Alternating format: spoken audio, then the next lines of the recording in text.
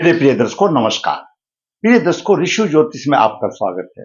सबसे पहले मैं आपको दर्शकों धन्यवाद देना चाहता हूं कि आप मेरे वीडियो बड़ी उत्साह से देखते हो और आशा करता हूं आगे भी देखते रहेंगे। जैसा कि आपको मालूम है, मैं आपके द्वारा दिए हुए प्रश्नों के आपकी कुंडली में जो आपको परेशानी आ रही है उस पर वीडियो बना करके आपका मार्गदर्शन करता हूं। उसके लिए जरूरी है आपको मेरे चैनल पर बने रहना होगा और आपकी एक या दो प्रॉब्लम जो आपकी कुंडली में है वो आप अपनी प्रॉब्लम लिख दीजिए। आपका जैसे ही नंबर आएगा मैं आपको विश्वास दिलाता हूं कि आपका वीडियो बना करके आपका मार्गदर्शन करूंगा और जरूर रहेगा आपको मेरे चैनल पर बने रहने के लिए। आज एक होनहार युग की कुंडली का विश्लेषण है जिसमें कि धन और मान सम्मान की कोई कमी नहीं है, लेकिन थोड़ा उसको स्त्री सुख में परेशानी है। बहुत अच्छे योग हैं, वर्णन करूंगा, आपका भी मार्गदर्शन अच्छा होगा। दर्शकों मैं हमेशा कहता हूं ये कुंडली के 12 भाव हैं। इसमें लगन लग्नेश का प्रतिनिधि करता है द्वितीय भाव, धन और कुटुंब का, तीर्थ पराक्रम का चतुर्थ भाव, माता भूमि मकान का पंचम भाव, शिक्षा बुद्धि विवेक का छठा भाव, रोग शत्रु ऋण का सप्तम भाव, जीवन साथी का दैनिक व्यवसाय का अष्टम भाव, आयु का भाव है, दीर्घकालीन रोग का भाव है, गुण ज्ञान भी है और गड़ा हुआ खजाना भी माना जाता है। नवम भाव धर्म का भाव है जिसको हम भाग्य भाव देते हैं। भाई काम तो बहुत किया लेकिन भाग्य ने साथ नहीं दिया, वो यही भाव है। दसम भाव कर्म भाव है, पिता के सुख का भाव है और आप जो भी काम कर रहे हैं, चाहे कोई व्यवसाय कर रहे हैं या नौकरी कर रहे हैं, ये एक दसम भाव है जो आपको शीर्ष ऊंचाई में आपको सम्मान दिलाने वाला है। आप नहीं भी करें तो भी सम्मान तो मिलता है, तो केवल दसम भाव से मिलता है। एकादश भाव आपकी इच्छा पूर्ति का भाव है, बड़े भाई का भाव है, आपकी सोसाइटी में रहते वो भाव है और खास बात आमदनी का भाव है। द्वादश भाव विदेश का भाव है, किसी प्रकार का दंड का भाव है, खर्चे का भाव है और सेवा सुख का भाव है। ये मोटे तौर पर हम बताते हैं। दर्शकों किसी भी कुंडली में लगन और पंचम और नवम भाव ये इनके स्वामी आपस में मित्र होते हैं। कोई भी लगन की कुंडली हो और साधारण तौर पर मैं आपको बता दूं हमारे 7 ग्रह 12 राशियों के स्वामी हैं और जो भी आपकी कुंडली बनेगी उसकी 2 पार्टी में ऐसे साधारण तौर पर बांट लीजिए। एक सूर्य की पार्टी, एक शनि की पार्टी है। सूर्य की पार्टी में मेष लगन आएगा, कर्क लगन आएगा, सिंह लगन आएगा, धनु और मीन लगन आएगा। मतलब इनके स्वामी मंगल होंगे, चंद्रमा होंगे, सूर्य होंगे, गुरु होंगे। ये 4 ग्रह इन राशियों के स्वामी होंगे। कौन सी राशियों के स्वामी होंगे?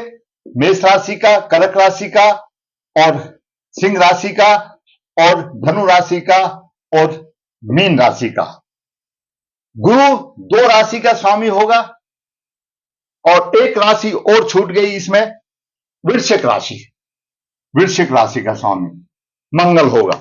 यानी मेष राशि, कर्क राशि, सिंह राशि, धनु राशि, मीन राशि और वृश्चिक राशि, ये 6 राशियों के स्वामी हमारे गुरु धनु और मीन राशि का होगा, मंगल मेष और वृश्चिक का होगा, सूर्य चंद्रमा एक एक के होंगे।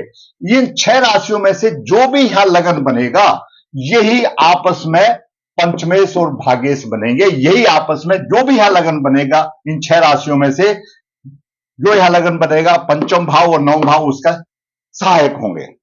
दूसरी तरफ दूसरी पार्टी, जैसे मैंने बताया, आप साधारण तौर पर समझो 6 राशियां आती, कौन सी? वृषभ राशि, मिथुन राशि, कन्या राशि, तुला राशि, मकर राशि और कुंभ राशि। इनके स्वामी 3 ग्रह हैं, शुक्र, बुध और शनि। ये तीनों ग्रह 2-2 राशि के स्वामी है।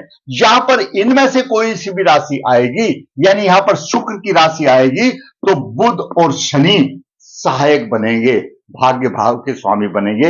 ये हमारे कुंडली की रचना इसी तरह से है। तो कहने का मतलब यह है आपकी कोई भी कुंडली होने दो, लगन का स्वामी कुंडली का संचालक होता है और पंचम भाव का स्वामी और नवम भाव का स्वामी उसके स्पोर्ट्स में होते हैं, मदद में होते हैं। इन 3 ग्रह की 9 ग्रह में से इन 3 ग्रह की स्थिति आपकी कुंडली में शुभ और बलवान अच्छी जगह पर है तो बाकी कुछ आपको देखने की जरूरत नहीं।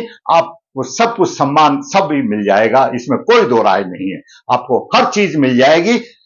आपका लगन ठीक होना चाहिए, पंचमेश ठीक होना चाहिए, भाग्येश ठीक होना चाहिए, इनकी शुभ स्थिति होनी चाहिए, बलवान स्थिति होनी चाहिए, आपको सब मिल जाएगा। आप अपनी कुंडली में बस इन 3 ग्रहों को देखिए कहां पर है। आगे बढ़ते हैं हम।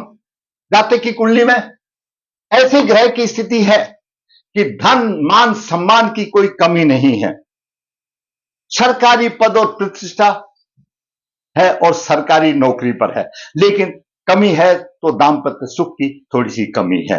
दर्शकों, कोई भी जातक अपने आप में पूरक नहीं है। हमको पृथ्वी पर भगवान ने उतारा है, कुछ ना कुछ कमी लेकर के आते हैं, कुछ ना कुछ कमी का संघर्ष हर आदमी को करना पड़ता है। तो जरूरी बात है, उसने हमारा वीडियो देखा, सोचा गुरु जी से एक बार संपर्क कर लेते हैं, क्या है उसके पास, किसी चीज की कोई कमी नहीं है। आप कुंडली देखोगे तो बहुत अच्छी कुंडली है। दर्शकों, जातक का जन्म 29 जुलाई 1980 कृष्ण पक्ष 2 धनिष्ठा चरण 4 मंगलवार को हुआ। देखो यहां पर क्या संयोग बन रहा है। 29 जुलाई 1980 कृष्ण पक्ष 2 बलवान माना जाता है चंद्रमा, अष्टमी तक, सप्तमी अष्टमी तक बलवान माना जाता है, उसके बाद कलाएं कम होती चली जाती है। धनिष्ठा नक्षत्र और मंगलवार, और उदित लगन भी वृश्चिक राशि और लग्नेश भी मंगल। मतलब क्या अद्भुत योग बना कि नक्षत्र भी धनिष्ठा, उसका स्वामी भी मंगल, वार भी मंगलवार और लग्न का स्वामी भी मंगल। अद्भुत योग बना है और वह जातक भी वाकई में अद्भुत है। इसलिए मैं पहले उसके लिए विशेष योग, जन्म नक्षत्र धनिष्ठा स्वामी मंगल, लग्नेश भी मंगल और वार भी मंगल, लग्नेश एकादश भाव में है, लगन का स्वामी एकादश भाव में, यह भी अति उत्तम हो गया। अब बाकी देखते हैं आगे। जन्म के समय पर वृश्चिक लगन उदय हुआ, वृश्चिक लगन के 10 डिग्री राजमान है, तीसरे भाव में केतु 27 डिग्री 10 डिग्री लेकर के कमजोर अवस्था में, बहुत ही कमजोर अवस्था में है। चतुर्थ भाव में चंद्रमा 4 डिग्री 5 मिनट लेकर के विराजमान है। अष्टम भाव में शुक्र 0034, मेरी ये लाइन भी तो बड़ी है, इससे भी क्रॉस नहीं होगा। अष्टम भाव में चला गया 0034, आप सब समझते हैं, आजकल सब बड़े आदमी हैं। उसके बाद बुध 23 डिग्री 49 मिनट है। नवम भाव में सूर्य कर्क राशि में 12 डिग्री लेकर विराजमान है, वहीं पर राहु 27 डिग्री लेकर के विराजमान है, सूर्य से 15 डिग्री दूर है, कोई प्रभाव सूर्य के ऊपर नहीं है। मैं हमेशा बताता हूं, अब प्रभाव ज्यादा 12-13 डिग्री तक रहता है, उसके बाद तो कम होता चला जाता है, और सूर्य बलवान है। कोई भी राशि हो, आपकी विषम राशि हो, सम राशि हो, जिसकी डिग्रियां 12 से 18 अंश तक है, वो एकदम बलवान है, युवा अवस्था में ग्रह होता है। दसम भाव में सिंह राशि में गुरु 17 डिग्री लेकर के विराजमान है, बलवान स्थिति में है। वहीं पर एकादश भाव में कन्या राशि में मंगल 17 डिग्री लेकर के विराजमान है, बलवान स्थिति में है। वहीं पर शनि भी जैसे जैसे मैंने बताया 00.12, ये लाइन भी बड़ी हो जाएगी, डिग्री 2-3 डिग्री की तो मेरे पेन की लाइन हो जाती है, लाइन पर ही बैठा हुआ शनि है, लेकिन एकादश भाव में है। अगर दसम भाव में भी आएगा तो ऐसी स्थिति में कोई भी ग्रह होगा जो बॉर्डर लाइन पर होगा, जिसको गंडा यानी दूसरी राशि में जाने वाला होगा, तो वो समझो मृत अवस्था में, वो कोई फल देने वाले बात नहीं है। ये ग्रहों की स्थिति रही। दर्शकों, जैसा मैंने पहले आपको बताया था, लगन का स्वामी, पंचम भाव का स्वामी और नवम भाव का स्वामी, इनकी शुभ स्थिति अच्छी हो, इनकी स्थिति शुभ स्थिति हो, बलवान हो, तो बाकी ग्रह देखने की जरूरत नहीं। पहले हम कुंडली में वही देख लेते हैं। लगन का स्वामी मंगल बलवान स्थिति में एकादश भाव में है, मंगल की एकादश भाव में अच्छी स्थिति मानी जाती है। क्या प्रभाव देगा मैं आपको बताऊंगा। पंचम भाव का स्वामी गुरु दसम भाव में राजयोग बन गया, पंचम भाव का स्वामी दसम भाव में राजयोग बन गया। जब गुरु का फल आएगा मैं बताऊंगा। यानी पंचमेश भी अच्छी स्थान में है, मित्र राशि में है, बढ़िया है। आगे नवम भाव का स्वामी, नवम भाव का स्वामी चंद्रमा केंद्र में आ गया, चतुर्थ भाव में आ गया, कितना अच्छा बन गया। और दर्शकों, दसम भाव का स्वामी भी सूर्य यहां पर आ गया, नवम भाव में आ गया। तो मैंने बताया था 3 ग्रह, लग्नेश, पंचमेश, भागेश, यानी भागेश बोलो या नवेश बोलो। लग्नेश एकादश भाव में शुभ स्थिति में आ गया, बलवान है। पंचमेश दसम भाव में गुरु जो कारक बन गया, त्रिकोण का स्वामी केंद्र में चला गया, और नवम भाव का स्वामी चंद्रमा केंद्र में आ गया, त्रिकोण का स्वामी केंद्र। तीनों की स्थिति अच्छी है, बहुत ही अच्छी है और कोई किसी से पीड़ित नहीं है। तो ये अपने आप में एक अच्छी बात हो जाती है कि लग्नेश पंचमेश अगर नवम भाव का स्वामी शुभ स्थिति में हो, शुभ स्थान पर हो, तो अपने आप कुंडली बलवान हो जाती है, बाकी कुछ देखने की जरूरत नहीं। दर्शकों, वृश्चिक लग्न में जातक का जन्म हुआ, थोड़ा स्वभाव उग्र हो सकता है, क्यों? इसके स्वामी मंगल है, सेनापति की है। विपरीत बात से हमेशा भड़क जाते हैं। इनका जान पहचान का दायरा भी बहुत अच्छा होता है। लग्नेश एकादश भाव में बहुत अच्छा माना जाता है। धन और संतान की प्राप्ति होता है, महापराक्रमी तेजस्वी होता है, विवेकशील होता है और परिश्रम से जी नहीं चुराता। कोई भी लग्नेश होने दो, आपका कोई भी लग्नेश होने दो, यह एकादश भाव में होगा तो इसी तरह से होगा, जी नहीं चुराता। संतान भी अच्छी होती है और इसके मित्र बहुत ही ज्यादा होते हैं और सहायक होते हैं। और मंगल की चतुर्दशी देखिए, मंगल आमदनी के भाव में है, लग्नेश है, आमदनी कर रहा है। आप सीधे तरीके से मोटे तौर मैं हमेशा कुंडली आपको साधारण तरीके से समझाता हूं, ज्योतिष की भाषा में नहीं समझाता। लग्नेश मंगल एकादश भाव में है, आमदनी के भाव में लग्नेश स्वयं परिश्रम से आमदनी कर रहा है और चौथी दृष्टि से धन भाव को दे रहा है। यानी मंगल की चौथी दृष्टि धन और कुटुंब में अच्छा फायदा दे रही है, बलवान में लिए धनी योग बन रहा है, धन की स्थिति अच्छी बन रही है। सप्तम दृष्टि से लग्नेश पंचम भाव को देख रहा है, मित्र राशि में देख रहा है, शिक्षा संतान में कोई परेशानी की वाली बात नहीं। अष्टम दृष्टि से मंगल छठे भाव को देख रहा है, अपनी राशि में देख रहा है, रोग और शत्रु को दबा रहा है, किसी से भी रोग और शत्रु से दबा रहा है, अच्छा दबा। अब बात करते हैं सूर्य की। सूर्य दर्शकों दसम भाव का स्वामी है और सूर्य स्वयं सरकार है। सूर्य पिता का कारक है, सूर्य आत्मा का कारक है और सूर्य स्वयं प्रशासन का कारक है। सूर्य दसम भाव केंद्र भाव का स्वामी है और नौ में चला गया। भाग्य की उन्नति होगी, व्यवसाय की उन्नति होगी, राज व्यवसाय में सफलता मिलेगी।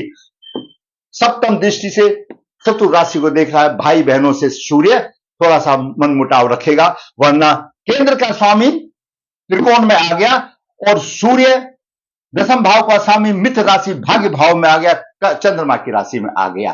कितना अच्छा शुभ योग बन रहा है। अब बात करते हैं चंद्रमा की। चंद्रमा नौ भाव का स्वामी त्रिकोण का स्वामी केंद्र में चला गया, माता भूमि आदि का श्रेष्ठ सुख मिलता है। थोड़ा सा असंतोष रह जाता है धर्म के मामले में, तो यहां से छठा अष्टक योग बनता है, वो मामूली रहता है, वो ना के बराबर होता है, लेकिन केंद्र और त्रिकोण का स्वामी हो जाने से उसकी भरपाई पूरी हो जाती है और भाग्य की उन्नति हो जाती है। अब बात करते हैं बुध की। बुध दर्शकों एकादश भाव का स्वामी, अष्टम भाव का स्वामी अष्टम में है। बुध अष्टम में है और अष्टम भाव आयु का भाव है, दीर्घ आयु होगी, लंबी आयु होगी, परंतु आमदनी की कुछ कठिनाई होगी, क्योंकि आमदनी के भाव का स्वामी यहां बैठ गया। उसमें कोई दिक्कत नहीं है, बुध जो कर रहा है करने दो, अकारक है, लेकिन लग्नेश कमा रहा है, बुध की इतनी जरूरत ही नहीं रह जाएगी। उसकी भरपाई मंगल कर रहा है, उसमें कोई सोचने की जरूरत ही नहीं। अब बात करते हैं गुरु की। दर्शकों वृश्चिक लगन के लिए गुरु भी एक कारक ग्रह है, दो भावों का स्वामी है, द्वितीय भाव और पंचम भाव का। द्वितीय भाव धन का, कुटुंब का, वाणी का, प्रारंभिक शिक्षा का, और पंचम भाव शिक्षा, संतान, बुद्धि, विवेक का, दोनों का स्वामी है और केंद्र में आ गया। और चंद्रमा से भी केंद्र में आ गया, गज के से भी योग भी बन गया।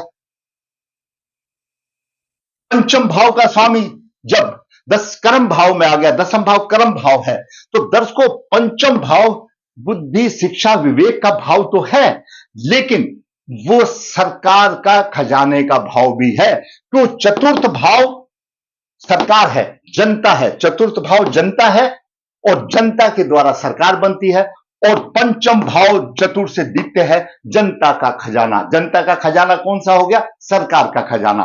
तो सरकार के खजाने का स्वामी दसम भाव में काम करता है, तो तनख्वाह सरकार से लेगा, सरकार में प्रतिष्ठा मिलेगी, चार चांद लगा देगा। ये एक बहुत ही अच्छा योग बन रहा है। और पंचम भाव का स्वामी दसम भाव में हो और वह कोई भी कुंडली होने दो, और स्पेशली गुरु होना चाहिए। पंचम भाव का स्वामी दसम भाव में हो और पंचम दृष्टि जब द्वितीय भाव को देखता है, उसकी वाणी में अमृत होता है, जो कह देता है वो फलित हो जाता है। गुरु पंचमन दृष्टि से धन भाव को भी देख रहा है, वाणी के भाव को भी देख रहा है, तो धन की वृद्धि हो गई। मंगल ने भी धन को कमा करके नित्य भाव में भेज दिया और गुरु ने भी धन को कमा करके अपनी पंचम दृष्टि से कर्म का फल यहां भेज दिया। प्रतिष्ठा मिल गई, उच्च पद पर प्राप्त हो गया। गुरु कौन था? पंचम भाव था, पंचमेश था। अब बात करते शुक्र की। दर्शकों, शुक्र द्वादश भाव का स्वामी सप्तमेश है। ना तो सप्तम भाव में ना अष्टम भाव में, बीच में लटक गया। यहां पर उसको परेशानी आ गई तो दाम्पत्य जीवन में परेशानी का कारण बन गया। वैसे भी अकेला शुक्र अगर सप्तम में रहता है तो परेशानी देता है।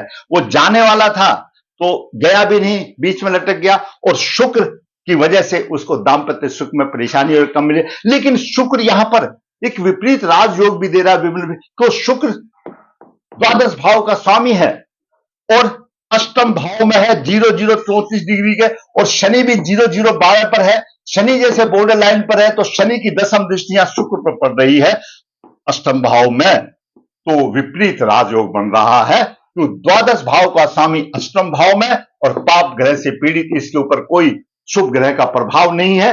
दूसरा, केतु की भी पंचम दृष्टि आ रही है। केतु की 27 डिग्री है, तो केतु की पंचम दृष्टि यहां पर आएगी पंचम पर, और शुक्र से 3 डिग्री दूरी, तो पूर्ण रूप से शुक्र केतु और शनि के प्रभाव में है। तो विपरीत राजयोग भी बन रहा है और दाम्पत्य सुख में कमी का कारण भी बन रहा है। अब बात करते हैं शनि की। शनि दर्शकों तीर्थ और चतुर्थ भाव का स्वामी है, 0012 डिग्री लेकर के बैठा हुआ है। आमदनी में जितने अंक उस हिसाब से मित्र राशि में वृद्धि करेगा। भाई जितने अंक उस हिसाब से करेगा, उसमें तो कोई बात नहीं है। तीसरी दृष्टि लगन भाव पर होगी तो इतना कुछ हो नहीं, क्योंकि कोई प्रभाव ही ना, कोई प्रभाव वाली बात ऐसी है नहीं। जो भी देगा तो नकारात्मक देगा, प्रभाव देगा। और सप्तम दृष्टि यहां पर शिक्षा संतान में अपने अंशों के हिसाब से कुछ भी नहीं करेगा, 0 है। जब बाकी मंगल उसको देख रहा है तो शनि अपने आप शांत होकर बैठ जाएगा, तो शनि का भी प्रभाव इसमें ना के बराबर है। अब बात करते हैं राहु की। राहु 27 डिग्री 10 मिनट लेकर के विराजमान है, लेकिन 9 भाव में सूर्य बलवान है और सूर्य राहु से पीड़ित नहीं है। लेकिन फिर भी 27 डिग्री है तो चलो कुछ देगा। वो जहां उसकी दशा वशा आएगी, थोड़ा सा भाग्य में रोड़ा अटकाएगा, परेशानी देगा। मानसिक चिंता, पंचम दृष्टि लगन भाव को देख रहा है, थोड़ी सी मानसिक चिंता दे सकता है। पराक्रम देगा, तृतीय भाव को देख रहा है। शिक्षा संतान में थोड़ी सी परेशानी दे सकता है। केतु की बात करें तो केतु पराक्रम भाव में, पराक्रम की कोई कमी नहीं, अंदर से थोड़ा सा कमजोर होगा, बाहर से दिखा होगा।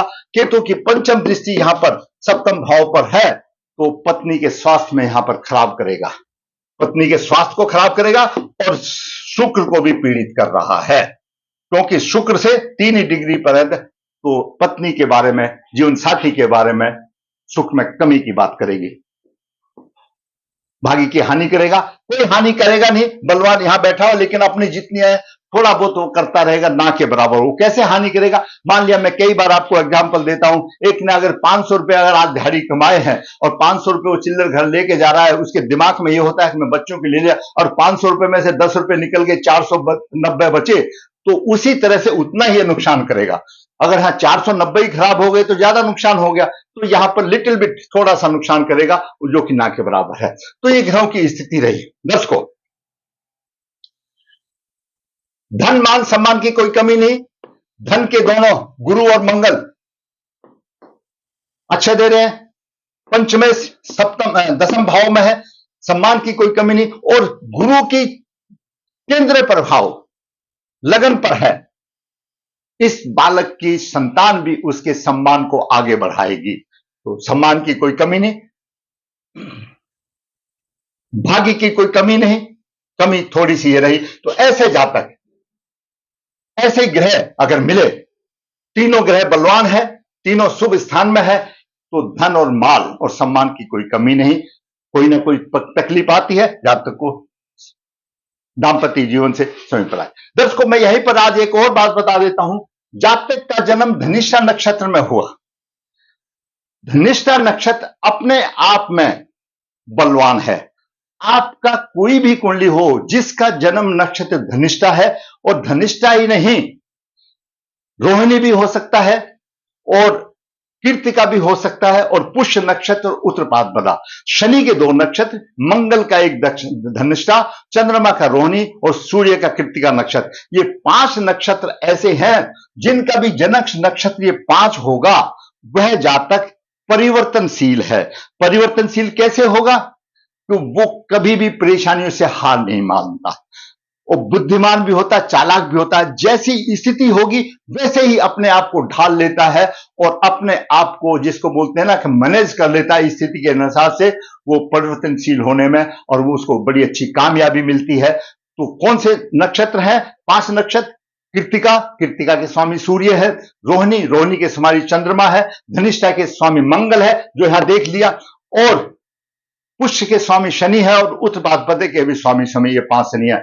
और ऐसा संयोग मिले जिसका जन्म ही धनम नक्षत्र में हुआ, वारी मंगल हो, लग्ने से मंगल हो, तो कहना ही क्या है, सोने पे सुहागा है। दर्शकों, विशेष यागों मैंने आपको बता दिया, पंचमेश 10वें भाव में मैंने आपको बता दिया, 10वें 9वें भाव में ये भी मैंने आपको बता दिया, और 9वें भाव का स्वामी चतुर्थ भाव में, ये सारे राजयोग बन रहे हैं। एक ही कुंडली में 3 ग्रहों ने, 4 ग्रहों, 3 ग्रह मतलब लग्नेश, पंचमेश, भागेश और दशमेश ने इतने अच्छे राजयोग बना दिए, और कोई भी ग्रह पीड़ित नहीं है। लेकिन परेशानी है तो उसके शुक्र के संबंध में, दाम्पत्य जीवन में सभी चीजें सभी को नहीं मिलती, इसमें कोई दो राय नहीं। जातक जो भी आता है, अपना जन्म लेता है, धरती पर आता है, पूर्व जन्म के कर्मों के प्रभाव के अनुसार आता रहता है। उसकी पूर्व जन्म में शुक्र के साथ या स्त्री के साथ कुछ ऐसी रही होगी कि उसके स्त्री सुख में कमी का कारण है। स्त्री है लेकिन मिठास नहीं है, ऐसा है, ऐसा ही काम चलाएगा तो जिंदगी निकल जाएगी, कोई बड़ी बात नहीं है। धनी है, धन के बल पर निकल जाएगी। विपरीत राजयोग भी है, विमल विपरीत राजयोग मैंने बताया, 12 भाव का स्वामी यहां पर है। कुंडली बहुत अच्छी बलवान है। अब इसमें अगर देखा जाए तो दर्शकों, कोई भी खास उपाय करने की आवश्यकता नहीं है। शुक्र के उपाय सिर्फ कर सकता है, और शुक्र के उपाय के लिए हर शुक्रवार को गाय माता की सेवा करे, गाय को खीर खिलाए और स्त्री जाति का सम्मान करे। ये अपने दैनिक उपाय करके केतु का उपाय करे, क्यों केतु पीड़ित कर रहा है। केतु का पीड़ित करना अलग बात है, शनि का अलग बात है। शनि योग विपरीत राजयोग में मदद देगा। केतु की युति शुक्र के साथ हो गई या दृष्टि शुक्र पर हो गई, शुक्र प्रभावित हो गया, तो ऐसा दाम्पत्य सुख पड़ोसी को भी प्रभाव देता है, पड़ोसी का भी दाम्पत्य चल जाता है। तो केतु के उपाय अवश्य करने चाहिए। कई छोटे नॉर्मल उपाय है, जैसे आप नेट पे देखोगे, अपनी अनुकूलता के अनुसार है। कुत्ते को रोटी देना, या और अगर कुछ नहीं हो सकता, कहीं कोई चीज नहीं मिलता, तो गणेश जी को, सिद्ध विनायक गणेश जी को पकड़ लीजिए, सारे प्रॉब्लम सब हो जाएंगे। दर्शकों, मैंने होनहार पुरुष को जो छोटी सी परेशानी आ रही थी, बड़ी अच्छी कुंडली है। ऐसे ग्रह की स्थिति हो तो धन मान सम्मान की कोई कमी नहीं, सरकारी पद और प्रतिष्ठा उसको मिल रही है। मैंने होनहार पुरुष की कुंडली का विश्लेषण किया, उसमें जो छोटा सा योग था मैंने वो भी आपका उसका पे भी बताया। अगर आप समझते हैं कि ऐसे वीडियो किसी का मार्गदर्शन कर सकते हैं तो मैं कहूंगा भाई मेरे वीडियो को आप लाइक करें, शेयर करें। और मैं हमेशा कहता हूं, आपको जो परेशानी आ रही है कमेंट्स बॉक्स में लिख दी, अपनी जन्म डिटेल लिख दी, जैसे ही नंबर आएगा मैं आपका वीडियो बनाऊंगा। जरूरत है आपको मेरे चैनल पर बने रहने की। अगर आपको मेरा वीडियो अच्छा लगा है तो लाइक करें, शेयर करें। अगर आप समझते हैं कि मेरा वीडियो अच्छा है, ये मार्गदर्शन कर सकता है, और जिसने चैनल को सब्सक्राइब नहीं किया, तो भाई मैं कहूंगा मेरा मनोबल भी ऊंचा, मेरा चैनल सब्सक्राइब करें ताकि मेरा बल ऊंचा हो, और इसी प्रकार मैं वास्तविक कुंडली लेकर आपका मार्गदर्शन करता रहूं। धन्यवाद।